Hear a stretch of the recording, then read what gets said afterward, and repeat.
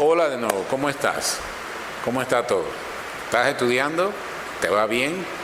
¿Me has mandado comentarios anteriores? Bueno, ahora vamos, como dijimos anteriormente en el primer video sobre la sección de vectores, vamos a trabajar sobre vectores. Solo que quería, como te mencioné, quería hacer como una especie de marco histórico de cómo fue que se desarrolló este concepto de vectores. El vector, por definición, es una cantidad que tiene dos propiedades. Una, tiene magnitud, es decir, puedo medirlo. Y segundo, tiene dirección, es decir, la línea sobre la cual esa magnitud actúa, o se traslada, o mueve, o etcétera. ¿Ves? Eso es vector. Y mira que en medicina se usa un concepto diferente de vector cuando se habla de enfermedades, pero también hace la misma relación. Tiene que ver con una magnitud, el magnitud de la vamos a decir, la enfermedad, o el parásito, o el patógeno, y se dice dirección, es decir, hacia dónde se expande y se dirige en la población. Entonces, ese patógeno, cuando hace eso, se empieza a distribuir en direcciones en la comunidad, en la población, se le llama vector. Entonces, hay ciertas similitudes de la palabra vector en un área completamente distinta como es medicina y fisiología, como es en física y matemáticas. Pero bueno, vamos al tema. ¿Dónde empieza el concepto de vector? Es tan viejo como la ciencia, por decirlo así. Entonces, se habla y hay muchas anécdotas de las cuales te queremos hacer al final de este video, queremos decir esto, al final de este video, te vamos a poner una referencia de un libro de texto muy interesante que habla de la historia de todo esto, de los vectores. Nosotros estamos tomando los eventos más principales de esta historiografía de los vectores. Pues, en la recopilación de los documentos sobre vectores, se dice que estos famosos griegos, como Aristóteles, Arquímedes, Eros, etcétera, ellos trabajaron con ese concepto. No hay una escritura de ellos específica. Lo que sí hay una recopilación que se llama mecánica. Es la primera vez que se usa ese término en esa forma en griego, mecánica, para referirse precisamente al movimiento. Y en ese libro, en esos textos que quedaron fragmentos después de las pérdidas de muchos documentos a lo largo de la historia, y sobre todo de la Biblioteca de Alejandría, hay una descripción de lo que se llama un paralelogramo de velocidades, como está en la figura, un paralelogramo. Entonces, ¿qué es lo que dice el texto? El texto dice algo así más o menos, vamos a tratar de resumirlo. Cuando un cuerpo es movido con una razón dada, es decir, tiene dos movimientos lineales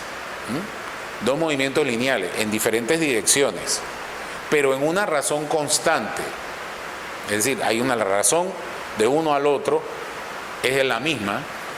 El cuerpo debe moverse en una línea recta, y esa línea recta es el diámetro de la figura, o sea, el paralelogramo que vemos allí, formado desde las líneas rectas que tienen la razón dada, o sea, que se define. ¿Por qué le dicen diámetro? Porque los griegos usaban círculos para hacer geometría. Esta figura en realidad está inscrita en un círculo y por eso hablan del diámetro. Toda la geometría y la trigonometría de los griegos es basada en el círculo. Es posteriormente que el círculo lo eliminan y quedan los triángulos solitos, pero eso es otro tema que vamos a hablar en la sección de matemáticas. Bien, eso estamos hablando de 300, 200 años antes de nuestra era, hasta los primeros años de nuestra era. La era, pues repetimos, de la era común o la era cristiana.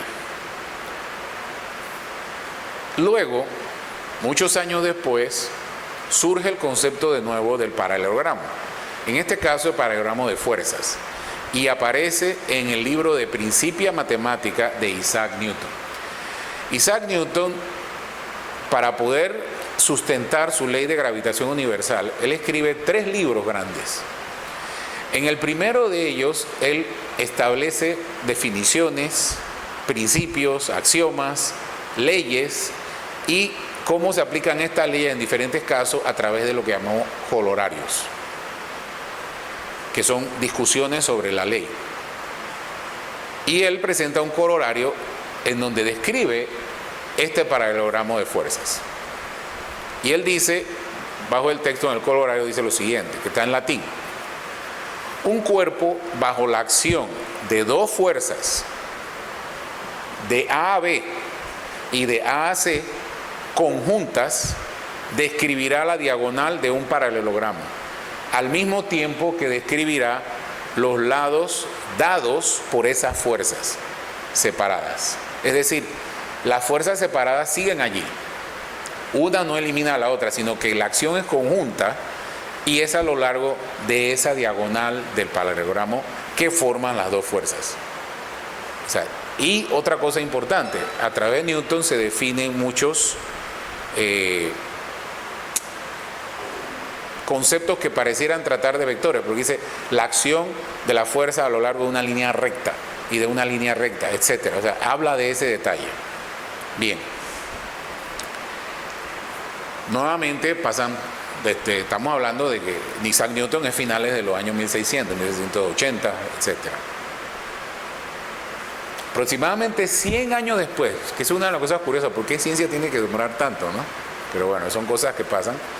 100 años después, en 1700, ya llegando a los 1800, 1799, un noruego viviendo en Dinamarca, y Dinamarca era un país que sus reyes apoyaban la ciencia y la matemática, o sea, ellos tenían ese mecenazgo, como llama uno hoy día, de apoyar la ciencia y las matemáticas. Este noruego, Caspar Wessel, hace una representación geométrica de números complejos. Es el primero, pero sus escritos no se desarrollan mucho y no se llegan a conocer hasta prácticamente 30 años después. Al mismo tiempo, en la misma época, de vuelta del siglo XVIII a XIX, Carl Friedrich Gauss, famoso matemático, todo el mundo oye Gauss, sabe de qué se trata, ¿no? De quién es. Él también hace el mismo trabajo en una dirección diferente, con una acepción diferente.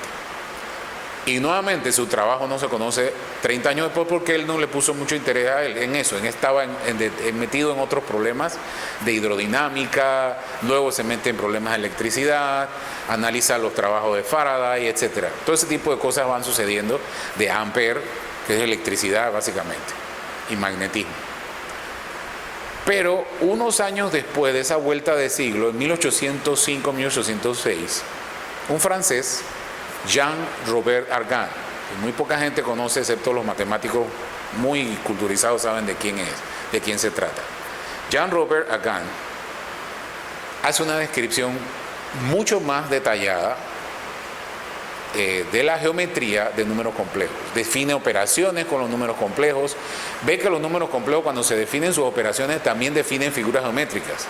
Pero lo más interesante es que la suma y la resta de números complejos definen los paralelogramos de velocidades y fuerzas que habíamos visto en la época de los griegos y luego en la época de Newton. Entonces, algo está pasando. El número complejo pareciera ser lo que va a explicar.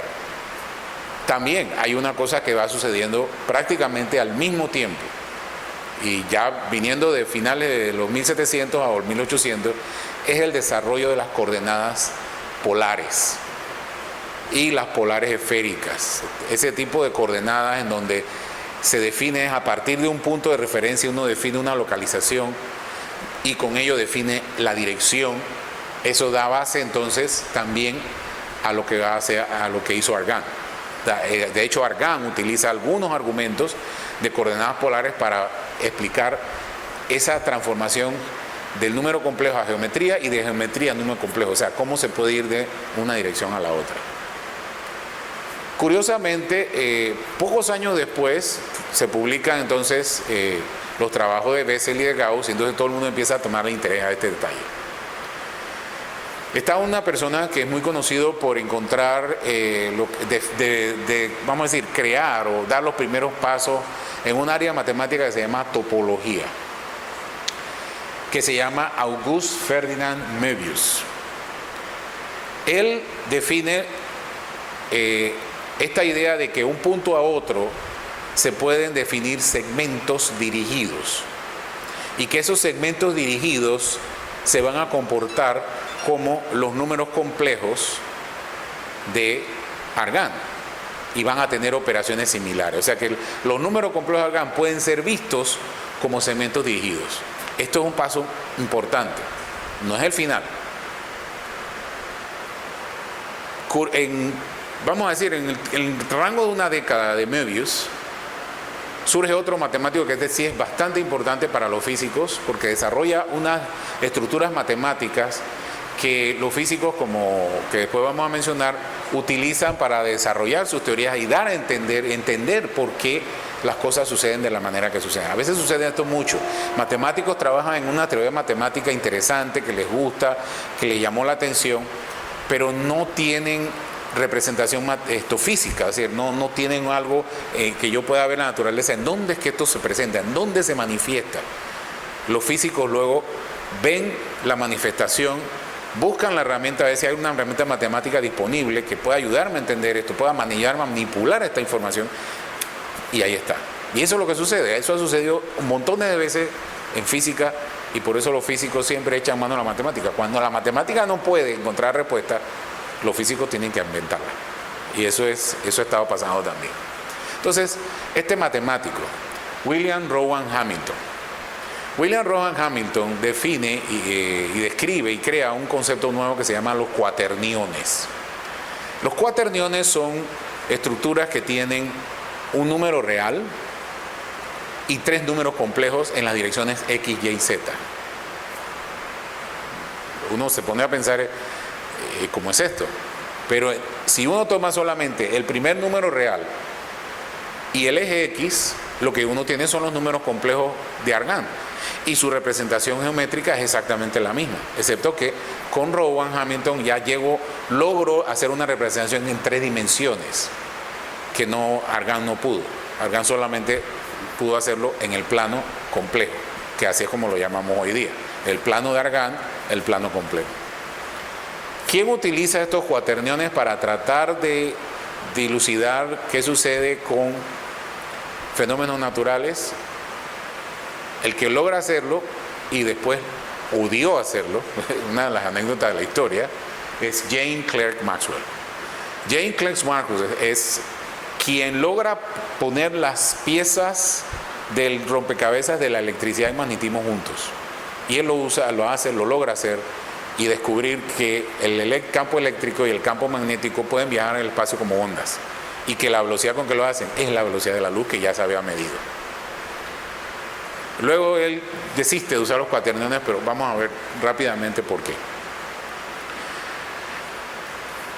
Poco después del trabajo de Hamilton, hay un alemán, Hermann Grassmann, mucha gente menciona, que crea ya prácticamente, como dice uno,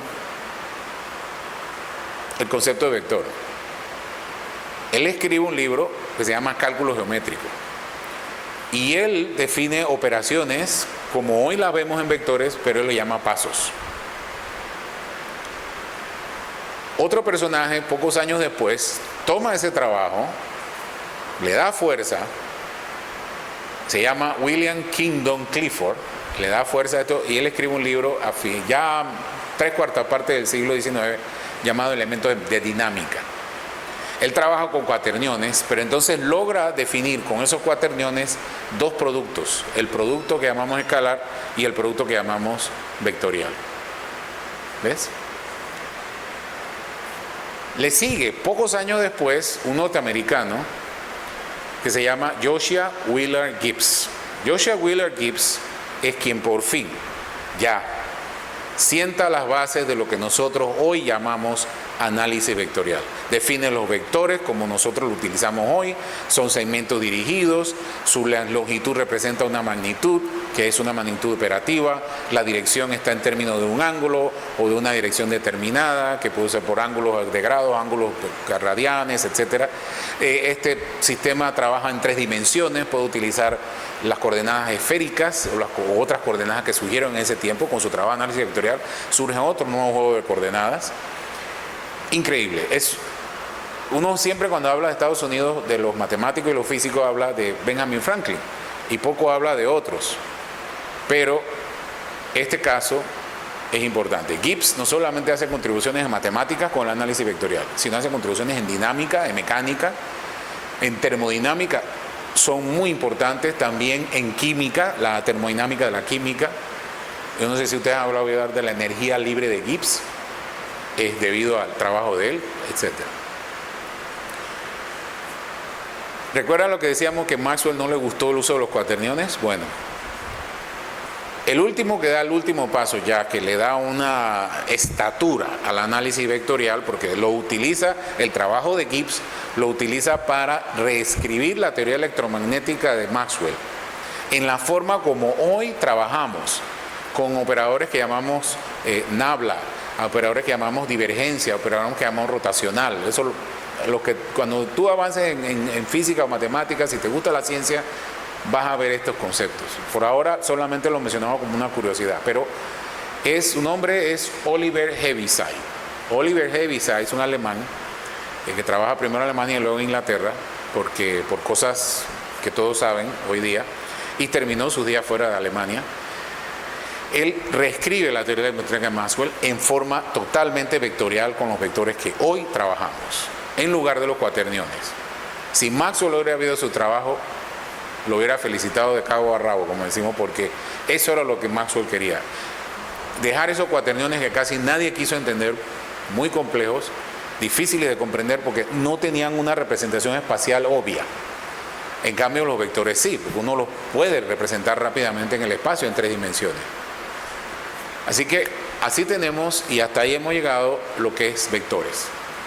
Con este tipo de trabajo, aquí están las ecuaciones en forma vectorial, debidas al trabajo de Oliver Heaviside, que cuando uno combina las 4 ecuaciones, lo que obtiene es una ecuación de onda que tiene esta forma, que dice que la luz viaja a la velocidad, o sea, la luz, el campo eléctrico, el campo magnético, viajan en el espacio a la velocidad de la luz y oscilan como los osciladores de los electrones. Entonces, empezamos con vectores. Vamos a empezar primero con coordenadas polares, muy brevemente, y luego entonces, como en 2 capítulos, en dos series de video, vamos a ver sus operaciones básicas de vectores, componentes, cómo se trabaja con componentes, etc. Y cómo se va de una forma a otra, o sea, se toma un vector, se parte en componentes o se suman vectores y se logran de las componentes encontrar un nuevo vector, ese tipo de cosas. Y cómo podemos hacerlo geométricamente y también algebraicamente para que sea más fácil de trabajar. Entonces, eso viene ahora, y aquí al final, en el espacio en blanco, está la referencia que yo te mencionaba, está la referencia del libro que puedes ver, para aprender un poco más de la historia de los vectores y análisis vectorial. ¿Ok? Entonces, nos vemos en el siguiente video con coordenadas polares.